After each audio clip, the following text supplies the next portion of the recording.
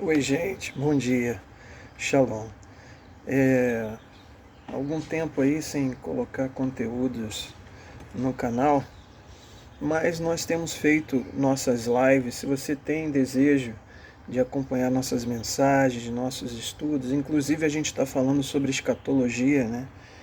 Que é um tema sempre pertinente, principalmente pelo que hoje a gente vê no cenário global, né? Cenário do mundo, em relação a tudo, irmãos.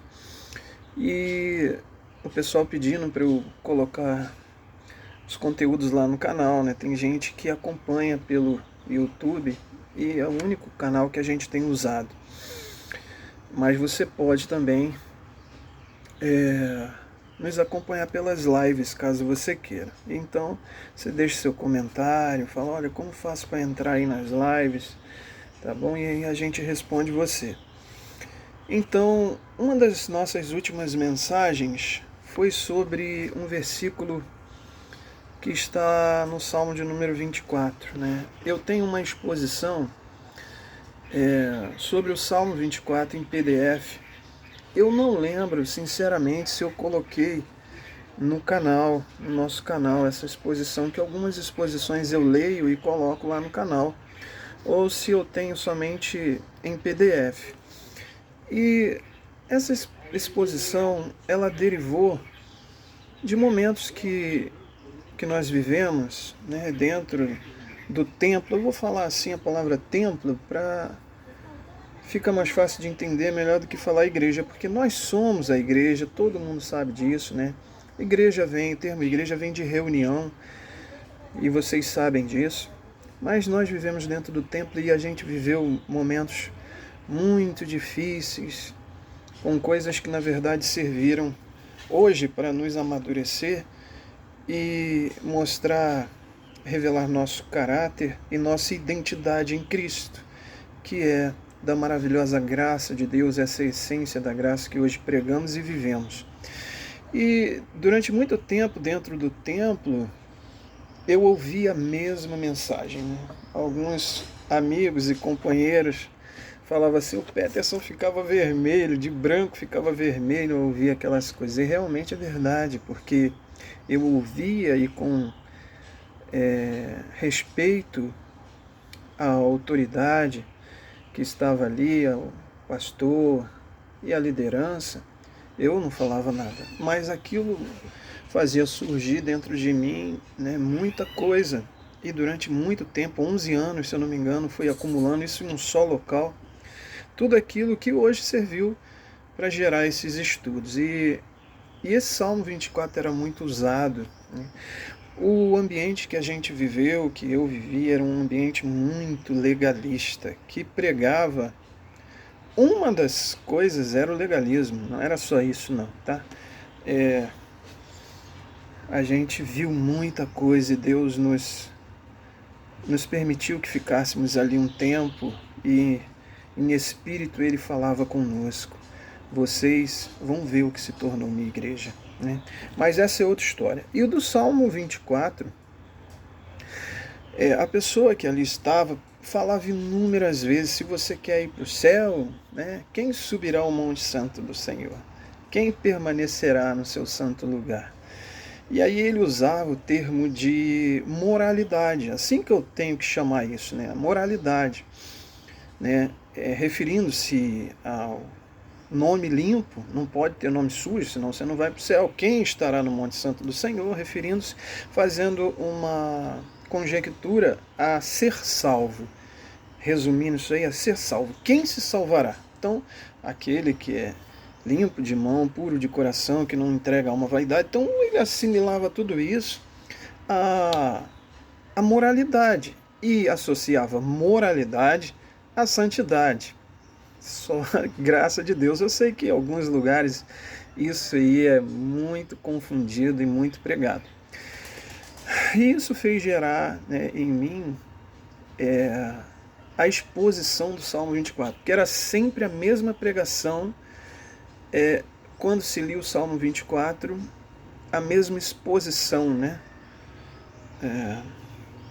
que era feita sobre Era sempre a mesma coisa, espiritualidade zero. Que a graça de Deus tenha compaixão de mim ao falar isso, mas eu tento ser bem sincero daquilo que eu vivi, tá bom, irmãos? E, inclusive, Deus nos deu sonhos. Um dos sonhos foi um mercado completamente vazio e só na prateleira só tinha miojo, pra vocês terem noção do que nós vivemos. Então, esse salmo era muito usado. E depois disso, depois que nós vivemos as dinâmicas que Deus operou em nós,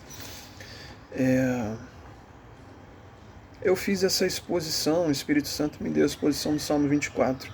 E hoje, em uma de nossas lives, eu falei somente sobre uma parte do versículo, que é quem subirá ao monte santo do Senhor, ou quem permanecerá no seu santo lugar, né, do Salmo 24. E se você depois quiser, nós temos aí em PDF, podemos até disponibilizar. Tá bom? Gente, eu estou aqui no terraço da minha casa, é onde eu trabalho, conserto eletrodoméstico. Hoje em dia meu foco maior é TV, né? Televisão. E resolvi fazer isso aqui mesmo. Então eu estou com o notebook aberto aqui e consegui abrir meu PDF e ver essa partezinha. Então pode ser que o vídeo fique muito longo, e por isso que eu quis falar somente sobre essa parte e o que eu trouxe na live, né? Se você quer participar da nossa live, deixa aí que vale a pena. É pouquinhas pessoas, nós não temos pretensão nenhuma de crescimento, nós não saímos de um templo para montar uma igreja e criar essa loucura aí que fazem, até porque igreja não sai de igreja, igreja é igreja. Vamos lá. Quem subirá ao monte santo do Senhor? Ou quem poderá permanecer no seu santo lugar? Salmo 24, acompanhe aí o texto para a gente ganhar tempo. Então aqui, irmãos, nessa parte do Salmo que eu faço as divisões, a verdade é, primeiro, esse Salmo é um Salmo messiânico. Você vai ver lá no final, abrir, ó portais eternos, porque vem o Rei da Glória. Então é um salmo messiânico, um salmo que aponta Davi, não santidade humana, tudo isso, não, irmão, de jeito nenhum. É um salmo messiânico. Então toda a escrita desse salmo é revelando Jesus e o único que poderia subir o Monte Santo do Senhor e permanecer no lugar da sua santidade. Então, nessa parte do Salmo, lá no estudo, eu mostro que aqui é exatamente a parte da inabilidade humana. Não é só do crente, seja lá quem for, é a inabilidade humana para estar diante de Deus. Essa parte do Salmo. Davi declara, versículos anteriores, a grandeza de Deus, porém agora ele se depara com um terrível problema. Quem permanecerá no Monte Santo do Senhor? Ou seja, a inabilidade do homem em estar diante de Deus. Aqui você pode usar até a expressão em se salvar, porque é impossível. A Bíblia mesmo diz isso. Os textos dizem isso. Então quem se salvará? O homem? Isto é impossível, mas para Deus tudo é possível. Ok? Você é um estudioso da Bíblia, você sabe disso daí. O Monte Santo do Senhor é Jerusalém, é Sião, porém Davi faz correlação ao Monte Sinai, onde Moisés recebeu as tábuas da lei, Êxodo 19 e Êxodo 20, o Monte da Santidade, e onde Moisés viu a sarça ardendo, ou ardente, Êxodo 3, onde ouviu a voz do próprio Deus, Moisés, não te aproximes. Veja que coisa linda, né? E aí você, sabendo disso, e escutar alguém fazendo correlação a esse salmo, a moralidade humana. Eu me lembro, uma das coisas que ficou muito forte dentro de mim foi quando uma das, se eu não me engano, diaconisas daquele lugar subiu ao púlpito para dizer que ela pagava a conta de energia dela para ir para o céu. É o nível de formulação do critério que a gente chama de soterologia ou doutrina da salvação que está dentro dela. Então, cabe ao ser humano ser moralmente correto para ser salvo. Poxa! Aí vem o texto de Tiago, de sorte que Jesus morreu de balde, ou seja, morreu em vão. Logo, se é o homem, basta ser moralmente correto, ou como eles chamam de santidade, o homem vai para o céu. Para que Deus então entrega seu próprio Filho Jesus e passa por todo aquele vitupério, né? Difícil. Então, Moisés, não te aproximes, tire a sandália dos teus pés, porque a terra onde estás é terra santa. Note a expressão, quem subirá ao monte do Senhor? Aqui Moisés é uma figura de Cristo, Êxodo 19:12. E assinalar os termos ao povo em redor, dizendo, guardai-vos, não subais ao monte. Eles estão tentando subir ao monte, essa galera aí que está tentando se salvar, estão tentando subir ao monte. É engraçado isso, né? Porque quando aqui nós estamos hoje uma manhã fria aqui no Rio de Janeiro, eu moro em Paciência, mais conhecido como Campo Grande, essa área aí. Hoje está bastante frio aqui, 11 de outubro de 2024. E aqui nós temos um monte em Manguariba, né? Tem até um suplemento arqueológico aqui que eu tenho vontade de contar a história. Poucos sabem essa história e eu fui pesquisar a fundo. Mas aqui nós temos um monte em Manguariba. E é notório que quando os irmãos sobem aquele monte, eu já subi inúmeras vezes, mas eu tenho limitações a subir, há alguns esforços. E é notório que quando a pessoa sobe àquele local e vai conversar com Deus, ele sente sua fragilidade espiritual, emocional, fisiológica, e ele se derrama ali em Deus. Porque quem vai até Deus imediatamente sente que não dá, não pode, é inábil, não consegue. E aí ele sente a amazing grace, a maravilhosa graça de Deus. Então, essas pessoas tentam por si próprio, através de um currículo, se salvar. Inclusive, algumas pessoas que adentram nosso grupo, eu coloco lá um videozinho que a gente encontrou na internet, é a Balança da Graça. Pesquise aí a Balança da Graça. Então mostra pessoas indo diante de uma espécie de um tribunal, onde ali está dois homens com uma expressão espiritual, mas julgando as pessoas, e aí as pessoas vêm com seus currículos, mas eu fiz isso, mas eu fiz aquilo, né? Apresentando e vão na balança, não pode se salvar. Até que vem um homem e ali ele vem com semblante baixo, reconhecendo suas falhas, mazelas, pecados, e de repente vem um homem e vem com seu currículo e entrega o seu currículo àqueles homens que estão pesando ou julgando, imediatamente salvo. Porque é o currículo de Jesus que nos salva. A Bíblia diz isso em Romanos capítulo 5, que é pela obediência de Jesus. Então significa que eu não devo ser obediente? Sempre vem com o mesmo argumento. Sua obediência hoje é resposta à obediência de Jesus. Ou seja, a causa é Cristo, o efeito é você. Você não é a causa e Cristo é o efeito. Isso era na lei. Você obedecia para ser abençoado. Na graça, Jesus obedeceu. Portanto, você é abençoado. Entenda isso. Ou se você quer entender melhor isso, porque não é isso que pregam para vocês, vem aqui. Vem aprender com a gente. Nós não queremos te ganhar para denominação, até porque não temos denominação. Nós somos a igreja. Nós temos uma nomenclatura que expressa a nossa identidade. Graça radical. Vamos lá. Já está com 14 minutos esse vídeo. Não subais ao monte, nem toqueis no seu termo, pois qualquer que tocar o monte certamente morrerá. Então, inúmeros versículos, eu já vou tentar finalizar. Primeiro, Deus aceita apenas Moisés diante dele, que prefigura Cristo como libertador de seu povo. Agora, no capítulo 19, Deus permite que Arão, que prefigura Cristo como sumo sacerdote, represente seu povo diante de Deus. Isso é importante, eu queria falar isso, porque hoje nós temos acesso a Deus, então, Peterson, com toda essa fragilidade que somos, sim, nós temos total acesso a Deus, mas não pelos nossos méritos, pelos méritos de Cristo. A segunda expressão, a expressão de Davi, quem poderá permanecer no seu santo lugar, nos leva a vislumbrar uma correlação com o templo do Senhor. Nessa expressão, Davi faz menção ao lugar mais alto do templo, do lugar mais sagrado, do lugar da santidade de Deus, lugar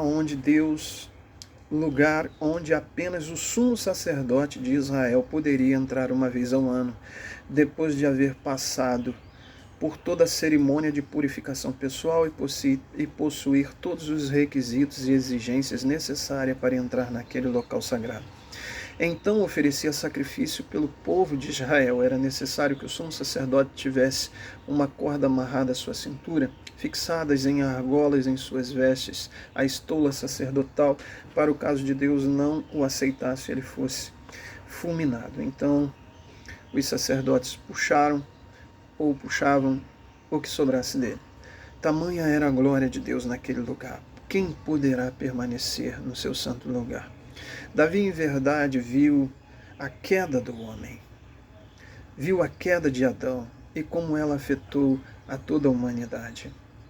A raça humana perdida em um estado miserável e completamente impossibilitada de estar diante de um Deus tão santo.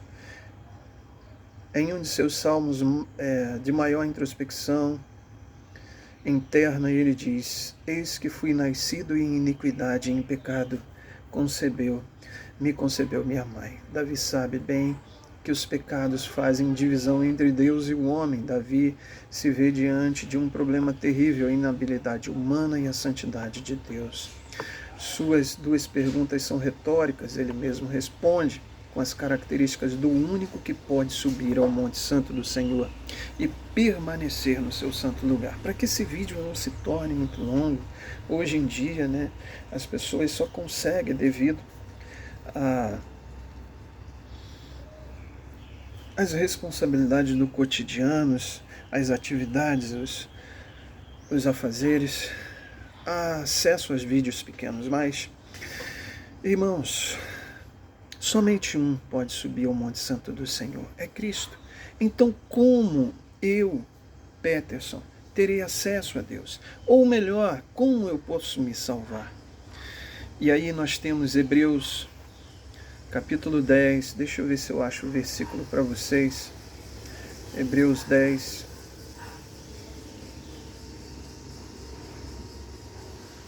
Depois vocês procurem aí, porque eu não estou com a Bíblia aberta, não sei onde eu coloquei, mas vai dizer assim, se eu não me engano, Hebreus 10, 15, mas vocês procuram aí. Vai dizer assim: portanto, entrai, pois, com ousadia, no santíssimo lugar, no lugar da santidade de Deus, no lugar de sua santidade, tendo como sumo sacerdote Cristo. Deixa eu ver se eu acho esse versículo completo aqui para você. Já achei. Então, Hebreus 10, do 19 ao 25, diz: tendo, pois, irmãos, ousadia para entrar no santuário, no lugar da sua santidade, pelo sangue de Jesus, pelo novo e vivo caminho que ele nos consagrou, pelo véu, isto é, por sua carne, e tendo, versículo 21, um grande sacerdote sobre a casa de Deus. Então, hoje, irmãos, nós entramos com ousadia. Nós não temos mais que ter medo de estar na presença de Deus. É exatamente ao contrário. A Bíblia diz com ousadia, com coragem, com convicção, porque eu sou convicto do que Cristo fez por mim. E não de eu pagar uma conta de energia, e não de eu ser moralmente correto, não de pegar uvinha no mercado. Isso não tem nada a ver com nada, a não ser moralidade pessoal. Eu sou convicto de estar na presença de Deus pelo que Cristo fez. E quanto mais eu acredito na justiça de Cristo em mim, mais eu adentro a presença de Deus e entro com toda a ousadia, clamando pelo enfermo, clamando pela salvação, intercedendo, que é o papel do sacerdote. Cristo hoje é o nosso sumo sacerdote. Veja que a obra de Cristo é completa porque ele se assentou. Nenhum sacerdote, nenhum sumo sacerdote poderia se assentar. Cristo assentou-se, significa consumado.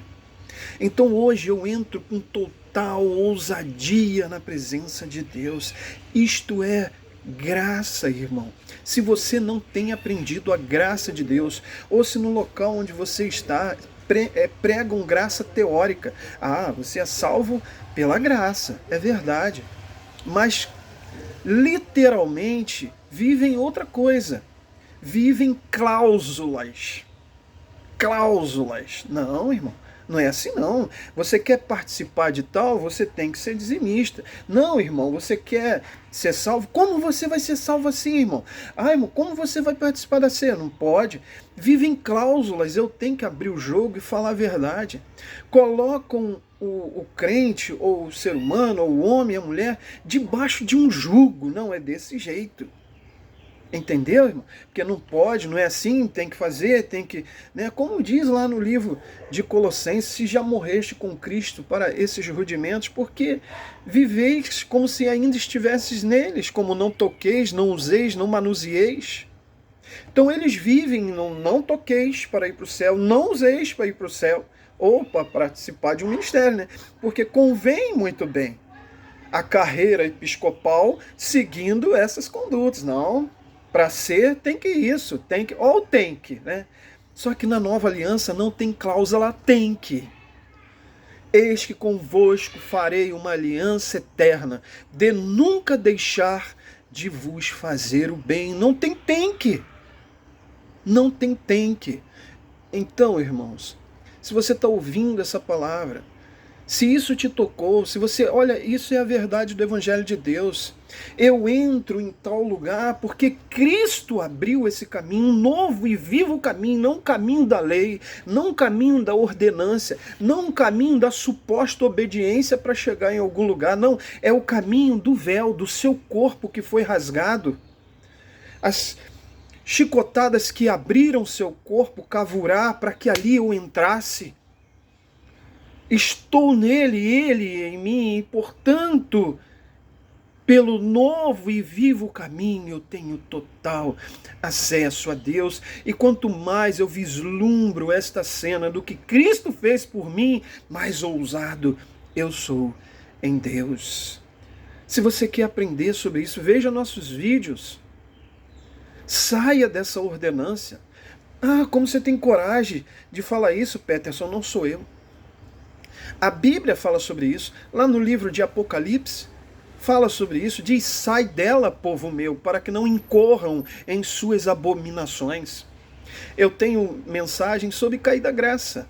O que Paulo diz sobre cair da graça? Ah, não, porque o cara adulterou com a fulana de tal, né, que o irmão fez isso, fez aquilo. Então, isso sim, é pecado, mas o que a Bíblia fala sobre cair da graça é voltar para a lei.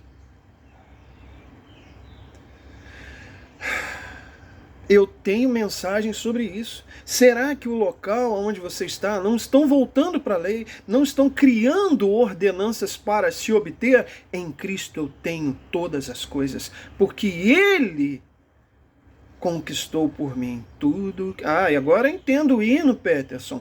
Tudo que Jesus conquistou na cruz é direito nosso, é nossa herança. Agora entendi o hino, quando eu entendo a graça de Deus e o que Ele faz por mim é graça, favor e merecido.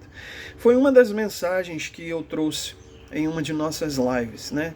Como eu já disse no início do vídeo, se você quer participar de nossas lives, deixa aí o comentário, a gente envia o link para você entrar no grupo de WhatsApp, onde a gente posta conteúdos sempre sobre a graça de Deus, não tem interferência religiosa, não tem posicionamento, isso, é aquilo, tem que, não tem que. É você e o Espírito Santo, irmão.